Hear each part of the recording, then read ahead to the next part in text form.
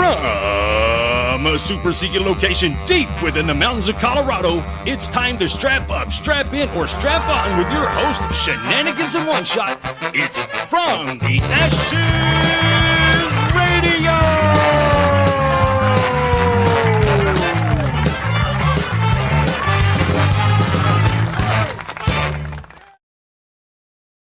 Ladies and gentlemen, you are listening to From the Ashes on About Face Media. How do you do it? You slide in under the wire every time.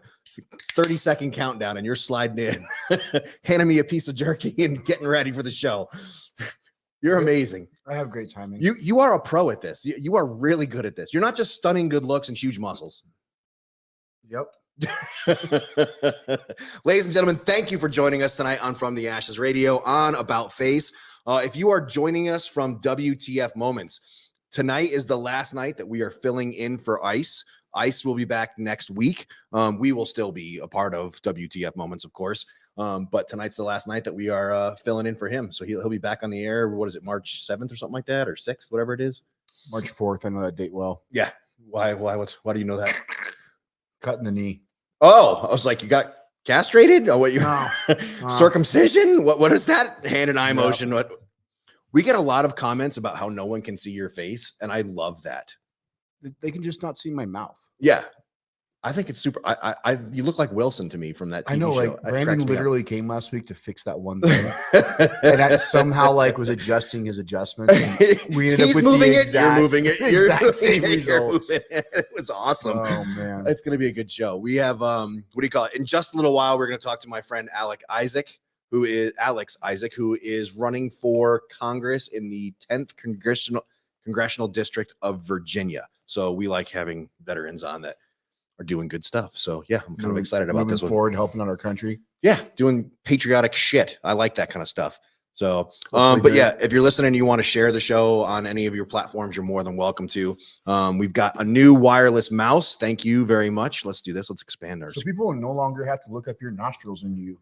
Well, they can click on something. They don't have to, but they can. So yeah, we're getting there. It's slowly but surely. But yeah, thanks for being a part of the show. Hey, if you're listening to us, thank our sponsors. Thank you to Thigh Huggers. Go to thighhuggers.com. Use the code ONESHOT, all caps. You'll get 30% off your order. We will get 15% of that. They send us checks very regularly, so thank you for the support.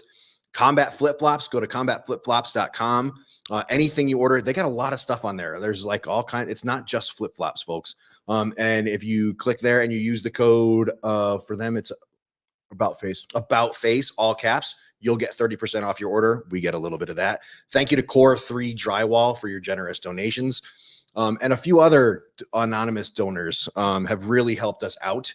And as a matter of fact, we are going to be putting another DJ on the air because of the donations that you have provided to About Face Media. I feel like we can't give a teaser yet, but we might have a really, really good one. Oh, yeah? Yeah. We were just talking about it like 5 minutes ago. No. I know that part, but I mean, feel free to give whatever teasers you want to. It's your radio show, Russ. It might be hot. I don't know if I'm talking about the show or the veteran, but either way. I don't know how to dial in. Well, he's probably on one of those rotary things. Yeah. No, he's smarter than that. Let me see if I can send him any links and whatnot. So anything good in the Combat Carl area these days? Man. Folks, I was so excited. I sent Rob a couple of, I guess there's Officer Carl. We are equal opportunities here. Yeah, Airman Carl. And he's like, let's do this one. I'm like, there's no way we cannot. We can do anything besides both of them. So one of them I just saw today. The other one I've known about the last couple of days, but should we do which one should we do first? Officer or airman? Officer, definitely. Okay. Officer, definitely. So I'm going to read the headline from NBC News. Video shows Florida deputy repeatedly shoots at man after thinking falling acorn was gunfire. Folks, if you have not seen the video, go to YouTube, type in acorn and officer, and you'll get plenty of info. But what happened was an officer showed up to a call. he arrested an individual, put him in cuffs, searched him, put him in the back of his patrol vehicle, seatbelted him. So he's, again, in cuffs, seatbelted, and searched in the back of a patrol vehicle. One of those ones with, nothing in the back. And as he's walking around the side of his vehicle, an acorn fell and hit the top of it. For those of you that have never fired a gun before, there is no fucking way that sounds. You can hear it in the video too. It does not sound like a gunshot in any shape, way, or form. It doesn't matter the caliber. It doesn't matter anything. It does not sound like gunfire. Anybody that's been to a range, anybody that's watched a freaking action flick knows it doesn't sound like that. But either way, he proceeds not to just, take cover. He combat rolls like a combat Carl. Yeah. It was around the back. It was pretty awesome. Oh yeah. He went full Delta Force 1970. If you haven't seen the Delta Force. Yeah. If you haven't seen it, folks, you're missing out. It is hilarious. So he dives, rolls, and unloads an entire magazine into his own patrol vehicle at this individual, this suspect, in, again, cuffs, and had already been searched. Thank God he was not injured. He said he was traumatized, which I would have been traumatized. I don't like being shot. I wouldn't like to be shot at when I'm already in cuffs and in like a patrol car. Like, what can you do? This tells us so many things about the state of law enforcement in this day and age. I talked to one of our good friends who I'll bet you did. actually been on the show before, but I won't name names. And he's like, dude, this is what we're getting now because nobody really wants to do it. I get it. I've done some ride-alongs, one in particular with that guy on a Friday night in District 1, Aurora, Colorado. For those of you who don't know, it's a beautiful neighborhood filled with beautiful people. Oh, man. You're not being nice right now. No, crack whores and skeezy people. That was Junior's first time meeting an actual prostitute. He was very proud.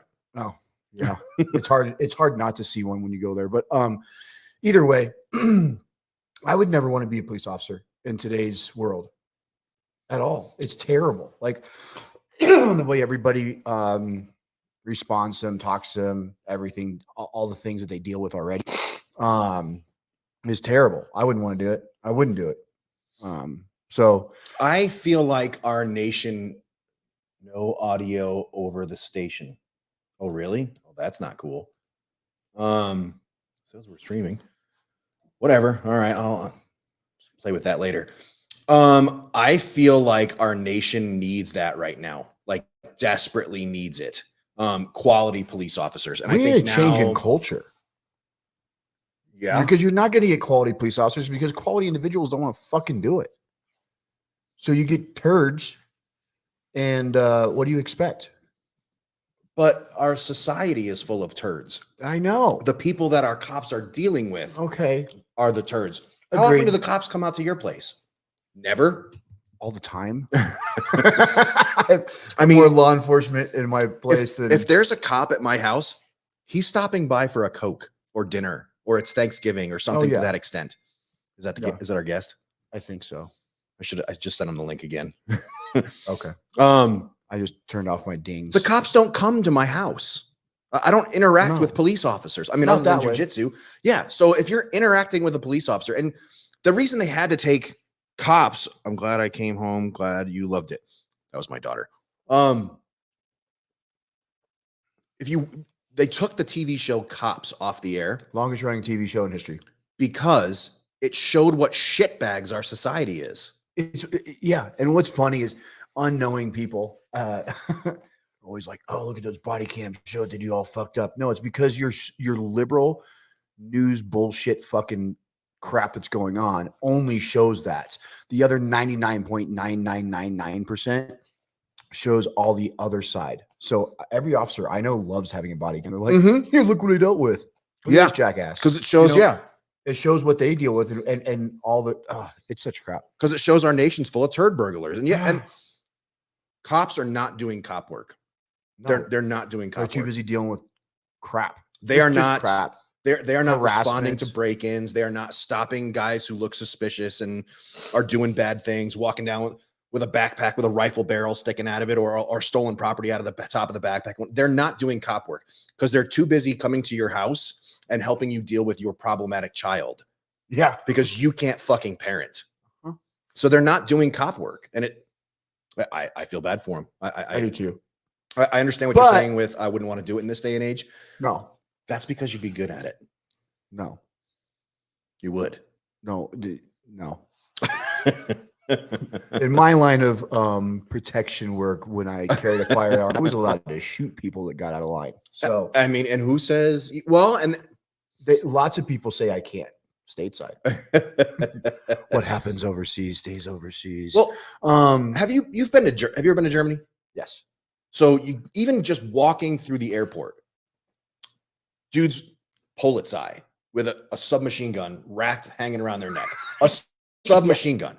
Yeah. And you're like, damn, not fucking with those guys, because they've got those batons that are spring loaded and they are not hesitant about using them. No. And if you get lippy, those batons, when they hit you, it hits you like 17 times because it smacks you and then it smacks you a couple of times. You're like, I don't want to hit with that motherfucker. Our society is so in a bubble.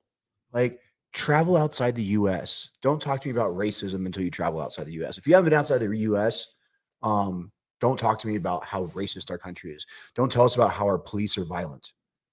Thailand, bro. Same thing.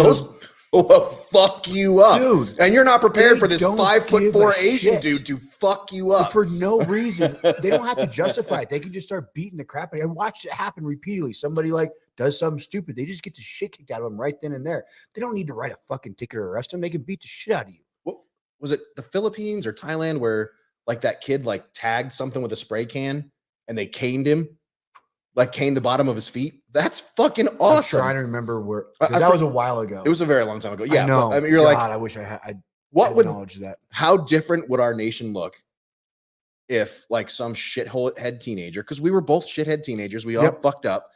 I did stupid shit. Yeah, I was just talking to my kid about this today. Yeah, exactly. So let's finish that combat, Carl. I'll do the other one real quick. Sorry. Alex's time. Sorry. So the best part about this, after the acorn falls and he dumps his mag into his own patrol car and this suspect that's already in cuffs and been searched and so forth and so on, the next officer shows up is like, "Hey, what's going on?" And he's like, "Are you okay? I've been hit." Folks, surprise! You spoiler fucking alert. know if you've been shot. Where are you hit? I think it's in my vest. If you get around to your vest, you fucking know it.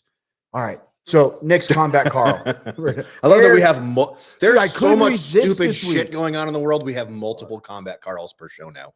This one is thank you to the Quilted Koozie for our sweet little mic socks. Airman Carl. Airman. I'm gonna call him Airman.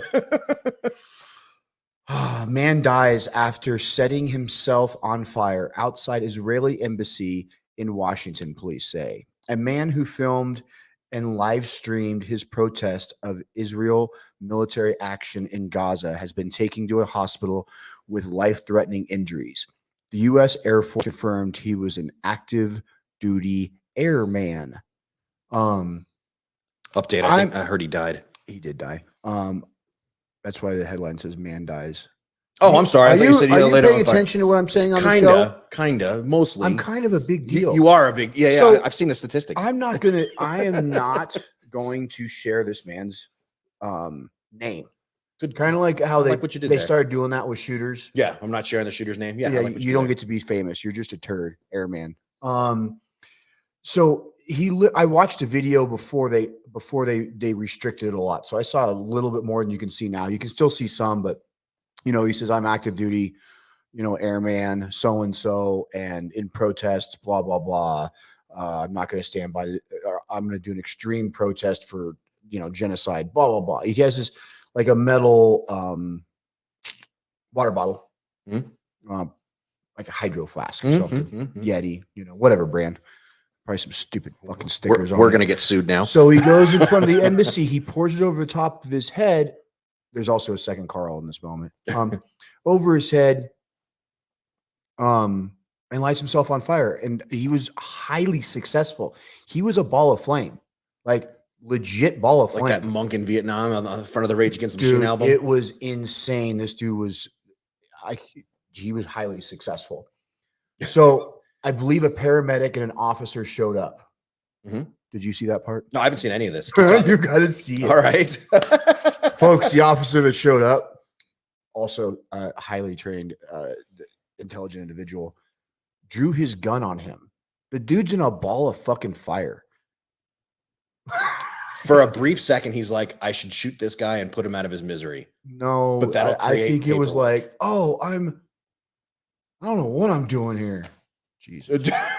Either way, folks, like, I know society's crazy right now, but get your heads out of your asses and start acting like a functional human being.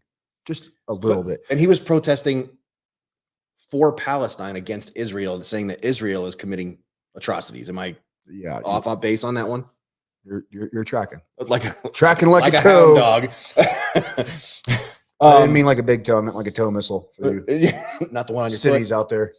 Except unless you're over water, according to Hatchet when he was on the show last. By the way, Hatchet is going to be guest hosting with me. What is it? March 4th is when you have your super secret mission.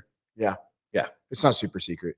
Folks that have listened for a long time. I had a catastrophic injury almost exactly a year and like a week or two ago. Shattered my leg. Trying to fight a cop. It's the best way to tell that story, but we all know that that's false. I work with a lot of What law does Eric enforcement. Reed's comment say? Where Where is the new camera? Dude, I'm trying to get things up and running. I'm working on it, okay? We're trying the adapters. Look, I'm using the mouse. What more do you want from me, okay? I'm getting it done. But yeah, let me close this down so we can get all the comments for when we get our guest comes on. Alex, brought him in. How the heck are you, man? Hey, let's do it the old-fashioned way. Hey, Maine, this is Alex Issac, AV check over. I've got you 5x5. How you got me? There we go. Then the click, and you wait there for 30 minutes till the old man gets on.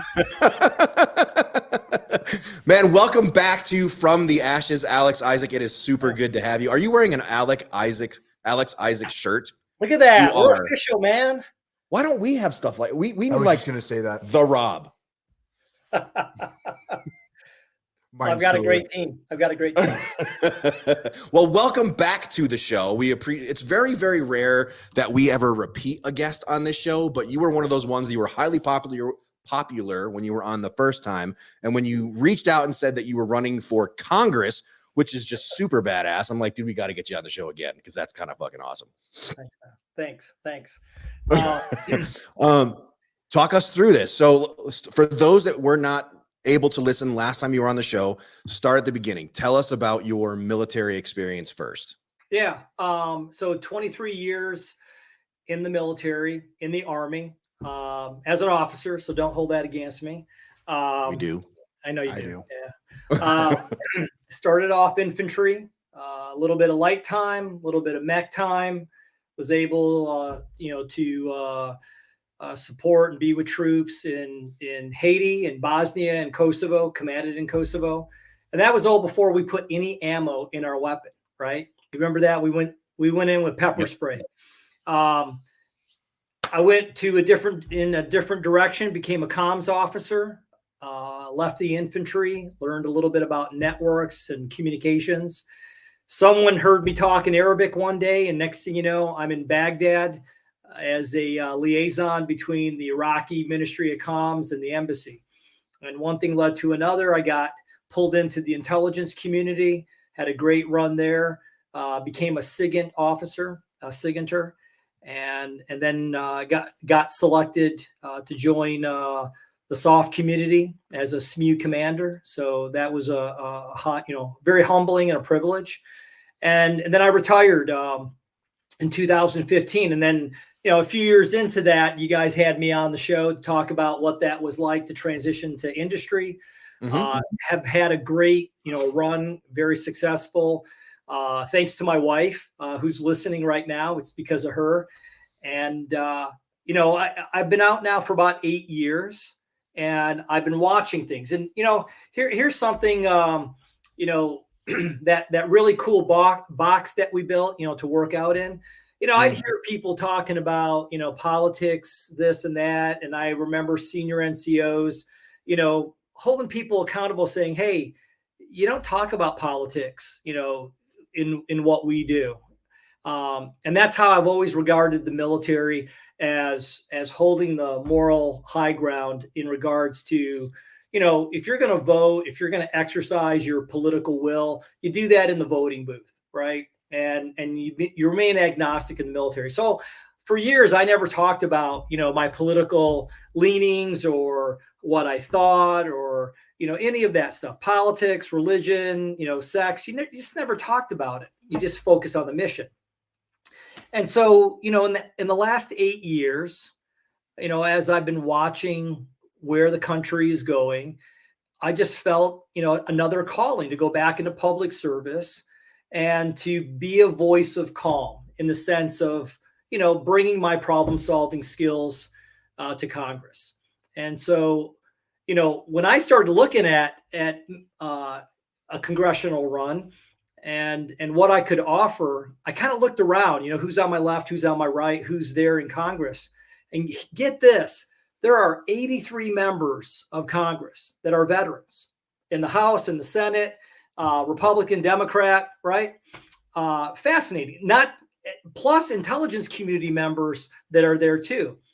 Why don't we have a veteran caucus? Why don't we? I don't know. Yeah. And so that's one of the things that, that I want to bring to, in terms of that coalition, to get things done. And I go into our, I have access to, facilities where I could go read intelligence reports in my current job. Very lucky to do that. Yeah, I've seen some of these notes. It's hilarious. And I'm reading what the adversary is doing and how they're seeing the fissures in our democracy. We are running out of time. If we don't fix our shit, right? Can I say that on here? I guess you guys. On this show you can, not on any other interviews you do, but this one you can. Okay. If we don't fix things, we should just call up the UK, 10 Downing Street, ask them for the AAR of when they realize they went number 2, because that's the route that we're headed. Sky's not falling. It's not going to happen overnight, but when it happens, we're going to look back and say, what could we have done differently? We've got really good laws. We're just not using them. We have a border problem. Okay. And it's not just in the southern border. It's also in my old former home state of Michigan, where we've got problems in the north. And there's many, many points of penetration and people that are that recently. Yeah. Yeah. Right. So I didn't mean to tangent off, but it just kind of, all these things, kind of coming to a head that I just can't sit on the sideline anymore. And the immigration issue is a major issue. I know I went on there for a long period, so I'll take a breath. Sorry. No. Hey man, it's your interview. You're all right. Dude, this is your time. Well, let's the Arabic thing. So yeah. Clearly you yourself, you come from a family of immigrants. Yeah. So both my parents immigrated from the Middle East. My dad is an Assyrian Christian, not Syrian, but Assyrian. So when you think of Christians in northern Iraq and so forth that were persecuted, that's where my dad comes from. My mom, she's Palestinian. She's Greek Orthodox, also a Christian. She was born in Bethlehem, came over when she was 8 years old, and we're talking the late 50s and 60s. And they went through the immigration process, right? Became a citizen, naturalized and so forth. Had me, my brother's retired counterintelligence agent, and very proud of him. Actually, he's the hero. He's got more tricks and more stuff on his fruit salad than I do. Go ahead. Keep being modest. Now's the time for that. Yeah, no. He's great. No. He's great. Tom, you're listening. I love you, man. Went through that immigration process. And when I talk to community members here in the 10th district, and the 10th district is pretty big. It's all of Loudoun County. It's all of Fauquier County, all of Rappahannock County, a little bit of Fairfax, and a little bit of Prince William to include Manassas Park. So who are the kind of people that are here, right? They're people that represent different diasporas, different groups of immigrants, from Indian families to Pakistani, Afghani, Arab families, and Hispanic Latinos. that was the life that I lived with my parents growing up, very close knit. They wanted to make sure they knew where I was at all times. That's how these families are today. They're very close knit. They came through this long process of immigration, and they're terrified when their kids go to school for the variety of reasons that are going on between fentanyl and social issues. And so they questioned, why did we come here? It wasn't worth it. Look what's happening. So I want, I'm reaching out to them, and they're resonating. And the majority of them who I've been speaking with over the weeks are like, Alex, where have you been? You get us. And I'm like, yeah, I do. I lived it. So my hetero life mate here, he is also an immigrant. He's from Nebraska. And so came here to Colorado when he was young. I mean, if you're more than welcome to tell that story. I know, came here not speaking the language, not understanding that, Mile High. He became a Broncos fan. He built his way up to it. So very proud of him. I went from a cornfield to East Colfax. That's the better version. But so yeah, absolutely. Hey man. So with that being said, what are your thoughts on what's going on as a veteran and as a congressional candidate with what's going on our southern border right this second?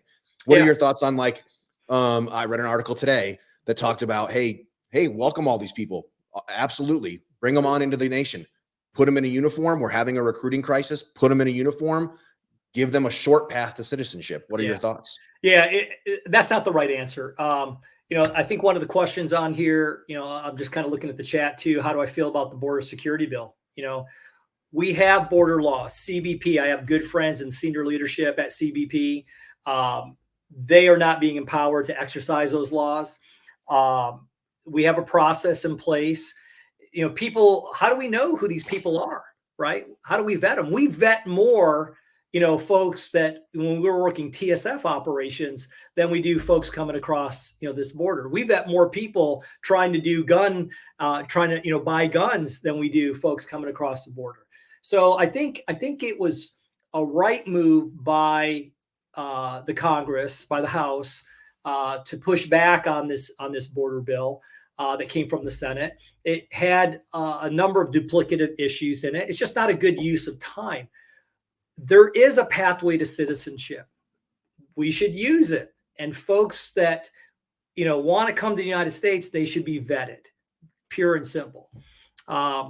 So, where I stand on it, what I'm having a little bit of issue with is tying the border crisis issue to funding the government. Okay.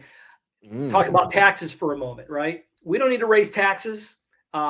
We should be looking at streamlining and cutting taxes where we can, but we need to focus on cutting spending.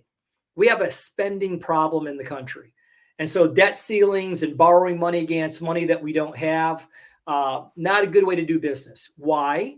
Specific to this district and across the country, how do you run businesses, the economy? Large businesses, small businesses that are, innovative and represent entrepreneurial type of growth. We're not helping them by not having, firm leadership in regards to having a budget. Right now we're under a sequestration, essentially. The continuing resolution is going to end. The first gate is this Friday, and then the next gate is on the 8th of March. Okay. And on the 8th of March, they're just going to have another continuing resolution. And we're going to see that, probably we will not have a budget, my guess, until this time next year. And that's just not a way to run the government. And that's about an 8% cut from where we were supposed to be. Right. So how do we keep up and surpass our adversaries like China, who are developing capabilities, right? When we can't keep up ourselves. Can I hit this one on term limits? Your interview, bud. Yeah, hit him. Yeah. Term limits. Nobody likes Eric Reed, just so we're clear. So feel free to talk trash about him. You just got lucky and got a good question. Here's Eric. Eric, appreciate the question, sir. Here's what I learned in my current, in my run for Congress so far. You don't have to be in Congress for 20 years like you did in the military to be able to retire from the Congress. Okay. I think 2 to 3 terms is more than enough to get in, accomplish the mission, and get out. And not make it, a full lifelong 20, 30 years as some of our, senior leaders have done. I just think you lose agility of being able to keep up with technology. And when I look at the current president, right, I'm just not confident that he is able to keep up and have a wherewithal in what is going on. So he's not able to walk hardly or form a sentence. Well, words. Yeah, there's some issues going on there. You know what's a good guess? When our text messages are blowing up while we're on the air. It's a good sign. Alex, I have a quick question for you because you're talking so much about border stuff, immigration things. Have you? I have a good friend also running for Congress named John Fabricor. Do you know what I'm talking about? I know the name. I haven't met John though. He former Chair Force guy, retired ICE, and then from what he got to see, really goes into a lot of safety stuff of what's going on, not just for us, for human trafficking and sex trafficking and so forth and so on. But he has such a great understanding because retired ICE guy, and has done a lot of border work. I was just wondering if you had listened to him much. No, I haven't. I do have a background, though, in ICE and HSI, Homeland Security Investigations. Unique title authorities that they have to do some things. Again, I believe in an interagency process. Rob, we live that. It's fundamental to be able to leverage the authorities that the different agencies have. Title 10, Title 50. And so forth. HSI, Homeland, the 7 pillars within Homeland, they have very unique authorities. There is a world out there that is stealing young people in general, not just young people, all right, in terms of the sex and slave trade. It's happening every day. I can't remember the number that's going on, X number per minute. It's more than 0, so it's too high. Yeah, it's more than 0. So, it's just bad. There's all these underworld things happening, and getting a handle on it, being able to assess it and identify the problem, and then putting resources collectively, right, to go after these things. And like I said, at the beginning, we're not doing those things. We're not solving problems. Loud bullhorns. Okay. And it's happening across the spectrum of politics, drowning out the work that really needs to get done. We have a mutual friend named Steve that used to say all the time, are we admiring the problem or are we fixing it? That is right. Very, very well said. Yeah. We are loud bullhorns and not actually solving problems. Yeah. Admiring the problem, not fixing it. Absolutely. Yeah. He said that to me one time when I was screwing something up, and it's stuck with me ever since. No, that Steve is a gentleman and a scholar. I consider him a mentor as well. As do I. Hey, so you brought it up, dude, and I since you brought it up, you're the one that's going to have to talk about it. We here are big proponents of violence, and we are big fans of the Second Amendment. Yeah. What's your stance on guns, homeboy? Yeah. Hey. Fully support the Second Amendment. I own a number. I actually own more pistols and long guns than I did when I was in service, when I had my own kit. Okay. When I turned my kit in, I felt kind of naked. But no, and as a matter of fact, I have, full disclosure. I'm a fan of suppressors. I have a couple of those as well. And, what I think is missing in the whole gun conversation is respect for weapons, for guns, the safety, the training, all the things that, you guys did and made sure that, Joes were doing in terms of cleaning weapons, right? And having that reverence for it. I don't think the American public understands that. I liked where the NRA used to be as a leader in gun safety and promoting gun respect and so forth. I think that needs to come back. But I'm an advocate of the Second Amendment. Do I think everyone needs a rocket launcher. Well, and there's nothing wrong with a good rocket launcher, an It serves a M203. place. But look, when I, I'm in a community here. We're a rural area. When I want to go shoot, I can tell you about my experience as someone who's been around firearms and weapons, both NATO and Warsaw Pact. I have respect for them. If I want to shoot, I usually go to a range or I go to a place that I understand the range fan. And most people don't understand that. Someone said the other day, "Hey, can we just shoot 22 here?" I'm like, "Wait a minute. Do you know what a 22 can do if it ricochets? Do you know the impact that it can happen? No. Do you want to be that guy? So we just have to be smart. We need to make sure that law-abiding citizens have access, to be able to enjoy that experience. And folks that are criminals, right? I mean, this is an ongoing debate, right? I am an advocate of gun education. I mean, I think it's important. I think it's important because, from ballistics to the armament to the safeguarding. I had a young lady in my community who said, "I want to get a gun." I'm like, "You don't get a gun. You just need a bat or a phone. And then you call me and I'll be running across the yard, to neutralize your issue." There's some people that just don't know what they need, what's required, the upper body strength, the training. What do you do in the middle of the night? Where do you keep the gun? In a safe? Is it biometric? How do you get to it? All those kind of things. Where do you learn that? And I think people need to have an opportunity to embrace that education. I thoroughly enjoy how you went off on education. But in the beginning of you starting that, there was a subject that got brought up, and I always enjoy hearing people's opinion on that, and that's suppressors. I don't really understand the argument against them for any legal gun owner, because legitimately all it does is protect you from ear trauma and having to wear ears. It doesn't silence the weapon. Yeah. It tones it down a little bit. I really like the battle on that one. I've never quite understood. I mean, there's lots of arguments. The hot topic arguments, a lot of times I at least understand or see both sides, like what their argument is, but I still don't understand or know what the argument is on that one. Yeah. Suppressors have taken on a new dimension as of late. I don't know what the exact date is, but there's been some legislation that was promoted to treat suppressors as safety devices for hearing safety, hearing conservation. Right.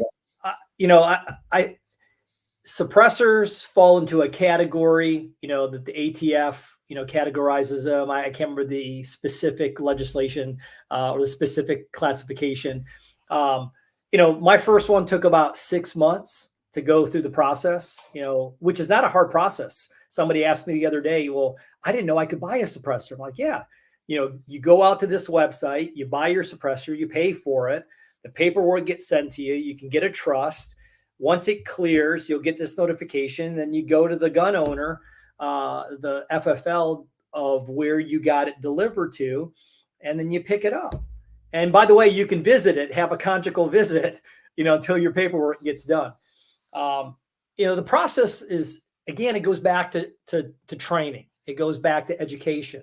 And I don't think people, for the most part, have an understanding of what a suppressor is, how it's used.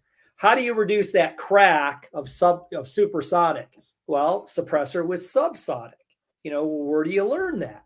Well, we learned it in the military. Where does, the community learn that? And we're lacking with that. And I think, fine institutions like the NRA could bring that back, go back to those roots. So, yeah, something, it got brought up kind of is a lot of the people arguing right now don't have that knowledge. So they're just spitting out things that aren't true, aren't really relative and aren't thought through. Our elected officials that are the dumbest about it are the ones that are the most vocal, and it drives me bananas. I know, please, can we require gun education for anybody in a political position arguing anything about gun rights. Like you have to go educate yourself about the subject matter before you can run your mouth. I'm on the opposite spectrum of both of you because I'm of the opinion that all gun rights are illegal. We have the Second Amendment. I have the uninfringed, shall not be infringed. So we are. This is where we diverge. I respect both of your opinions. I get it. I understand why you have it, but shall not be infringed. Yeah, it's just my opinion. Rob. I think we're not in disagreement. I'm in agreement. I don't have an issue with any of that. I'm just advocating that along with it, I think education will go a long way with perhaps negligent discharges, with general injuries that happen. I mean, there's a lot of kids that get killed because a pistol isn't secured properly. That's what I'm talking about in terms of safeguarding. I think there's ways to mitigate and save lives by unintentional, misuse or neglect because there was a lack of an education, not because somebody didn't have the right to have a particular weapon. I'm not saying that. I'm with you, bro. I like that. What is with the Lysol can? For education. Can I ask you what is with the Lysol can? I would say that Lysol sponsors the show, but we might get sued. We have never done a show without it. Yeah, the Lysol can is actually older than the show itself. So I have a phone that has a magnet on the back of it. And the very first time we had a show, the Lysol can was the closest thing that the phone would stick to. And that's how we get our text messages from our listeners and whatnot. So that's why it sits there like that. And we're hoping that one day Lysol is like, these guys are awesome. We should totally give them several $1,000s to put more veterans on the air. Hey, so, I know I'm on your time and no, you're all right, man. I have a Where's Waldo in my background here. Okay. Tell me. A couple props in the background. One, this is the American flag that I took with me on each of my 5 mission sets to Iraq. Okay. Both for, the guys up at Fort Meade who I used to work with and for the command that we worked at. There's my Ranger stump. Okay. That I got from Florida phase. My little Army man, right, is from I got from the Army Museum. And for folks on the show or listening, go to the Army Museum down in just south of Springfield. It's pretty cool. It's really cool. In near Fort Belvoir. And then there's a little radio test set there. That little radio test set, that you can tap into a copper line that the old AT&T guys used to use. I pulled that's from the safe, I shouldn't say where exactly, but when we went back into Iraq, that got pulled out of the embassy. And that was it's somewhat in-op, so they were going to throw it away. But a little nostalgia going on. Yeah. I just wanted to share that with you. A little remembering the roots. Very cool. There's where you come from. In the bunker, there's a lot of things within arm's reach that are similar. Those. Yeah, you guys got some cool stuff. Well, this is just from our friends at Raid Skateboards. They did all this. Where'd you get the flag from? Where's the flag come from? That's from Pops. Oh, really? Your dad? Yep. That's awesome. Yeah, but yeah, Raid Skateboards, excellent veteran-owned company. Chuck is a gangster, man. We love Chuck with Raid Skateboards. They gave us all of those. So yeah, and my hetero life mate had a very heavy partnering with creating that one with Aurora Police Department. It's on top of the flag. So nothing but good stuff there. What do you call it, Alex? So I want to be as respectful of as your time. I'm sure your wife is like, hey man, you're burning a lot of time here. What do you call it? So my hetero life mate here is going to give you all of the details for walking you out of the show. So give it to him, guy. Yeah. All right. So at the end of your time, we give you a couple of minutes. If there's anything that we glossed over or forgot about that you had, written down on your notepad that you wanted to talk about, we give you about 2 minutes. It's your time to shine. Have fun. We'll try not to interrupt. Yeah. I'll I'm sure my campaign manager's, yelling at me like shorter bursts. I just love talking to you guys. Look, I have this calling to go to Congress, try to solve some problems. I come from immigrant roots. I dedicated my life.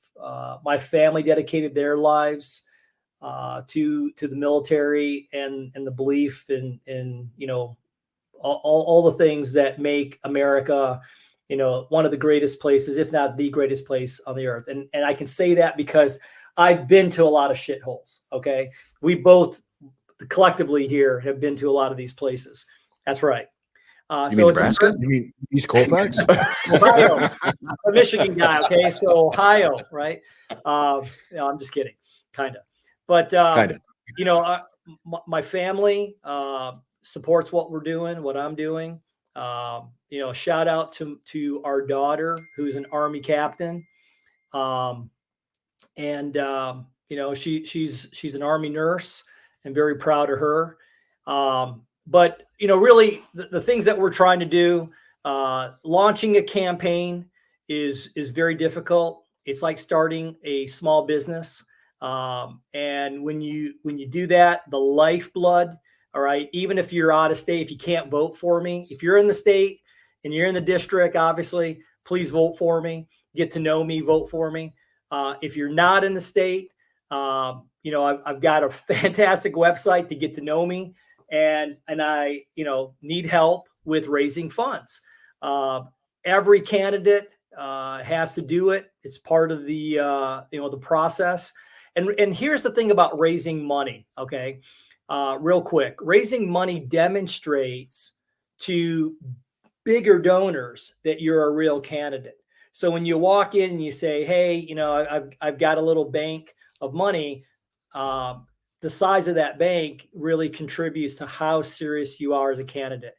So, please hit my website. It's www.alexissac4congress.com. And I got to love my wife. My whole family's on this, listening to this. And she gave a plug in the notes, in the comments. But, any amount, any small amount, large amount, whatever you can do would really contribute. The amount of contributions, not just the size, is important, because that gets a lot of attention of some of the, the national leaders. And that's really important to support me.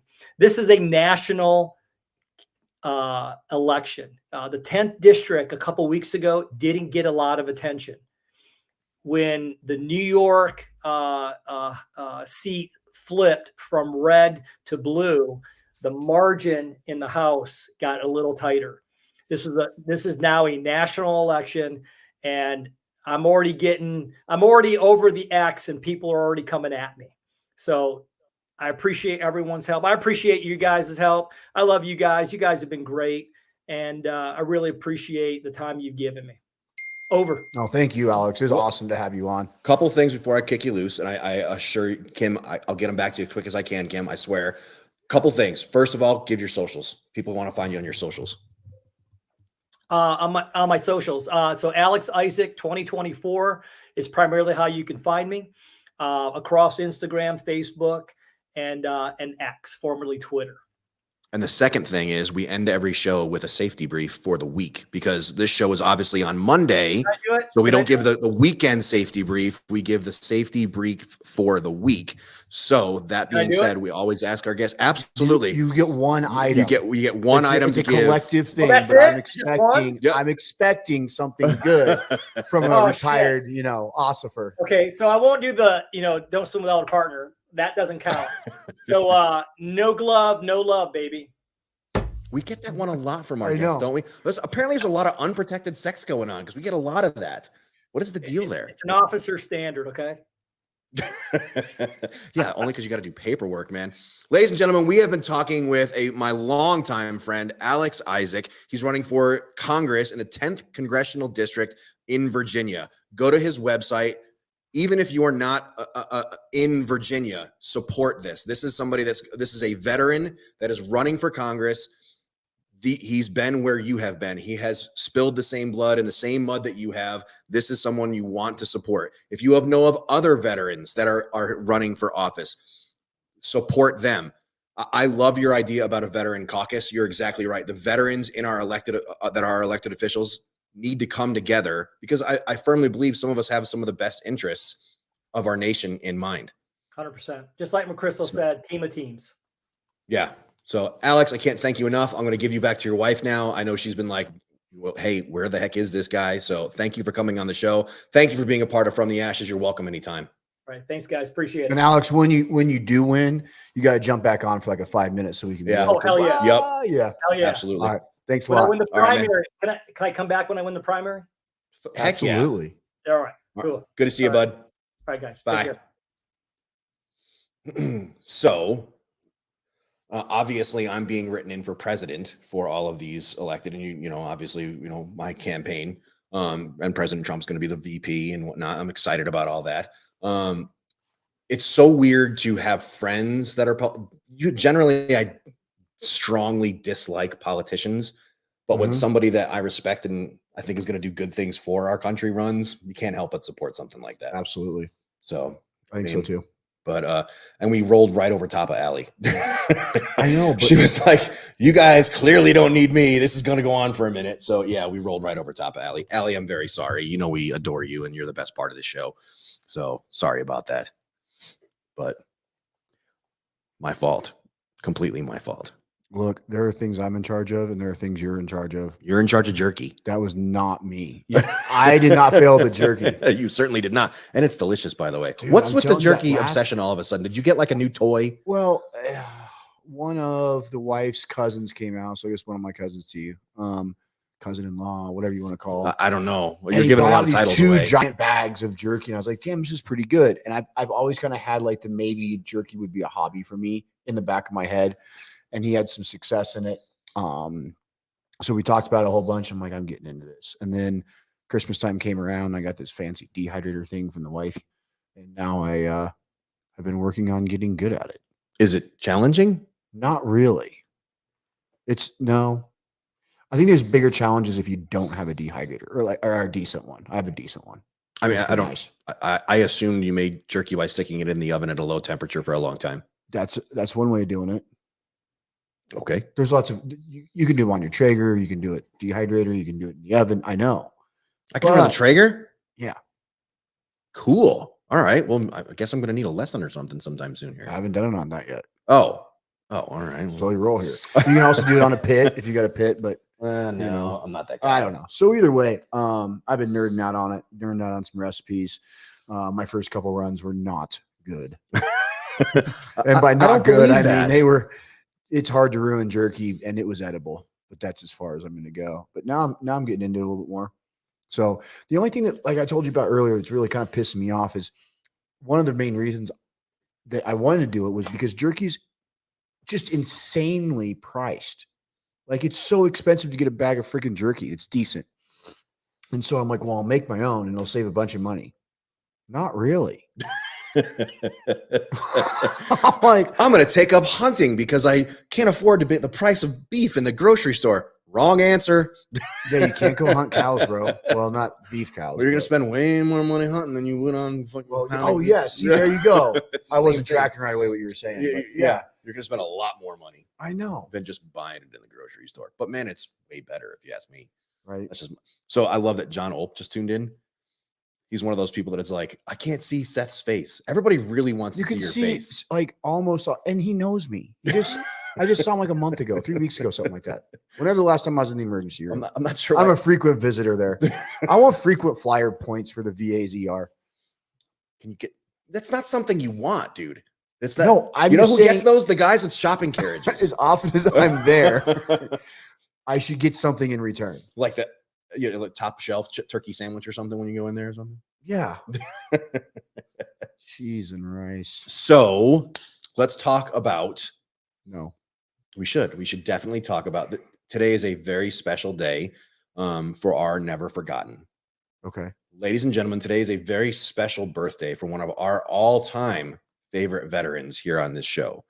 Today is the birthday of Johnny Cash.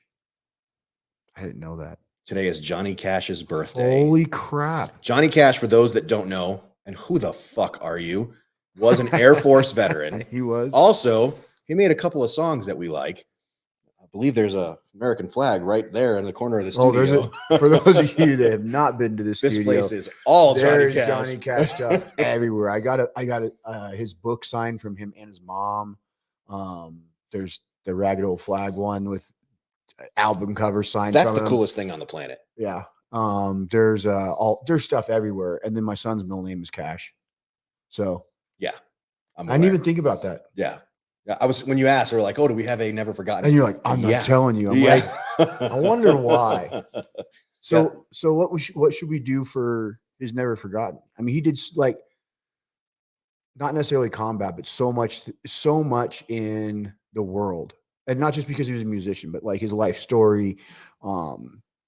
There's so much. Walk the Line is an awesome movie, but there's way more to that. He stepped over the line in so many areas with so many different people, like playing in freaking prisons. Mm-hmm. Yeah. Like that's kind of, I don't know if you noticed, but San Quentin is kind of scary. I've never been, but I'm going to go. Okay. I'm going to say I've never been there either, but I'm going to know it's a pretty scary place. It's scary enough. I'm going to do everything I can not to go there. So good. Folsom. I would not do well go there? in prison. I am way too pretty to go to prison. Way too pretty. I would be like, remember the movie Half Baked? I'd be walking over like, I'm somebody's bitch. Yeah, I'm way too pretty to go to prison. So he was born actually. So to bring it back to Never Forgotten, ladies and gentlemen, tonight, when you drop to your knees, put your hands together and you say your prayers with your family, please remember J.R. Cash. Literally, they couldn't come up with a name for him. He was born in Alabama. Couldn't come up with a name for him. His parents were having an argument about it, so they went with JR. When he got to the United States Air Force and went to enlist, they would not accept JR as a first name, so he went with John, and that turned into Johnny Cash after he exited the Air Force. He actually wrote Folsom Prison Blues while he was in the Air Force. I thought that was kind of cool. So yeah, remember our nation's veterans when you say your prayers. There's a lot of famous veterans. Elvis, Jimi Hendrix, Johnny Cash. There's a lot of really famous veterans. Seth Rodenbaugh, for those that don't know. Robert Shenanigans Williams. You got to add the in front of it. Yeah. I'm getting one of those. It takes some huevos to show up on a show that you know you're going to be on video wearing a shirt with your name on it. And Alex pulled it off. Yeah. We got to get shirts now. I feel like we Williams Rodenbaugh 24. Aren't you the executive producer of this radio station? I am.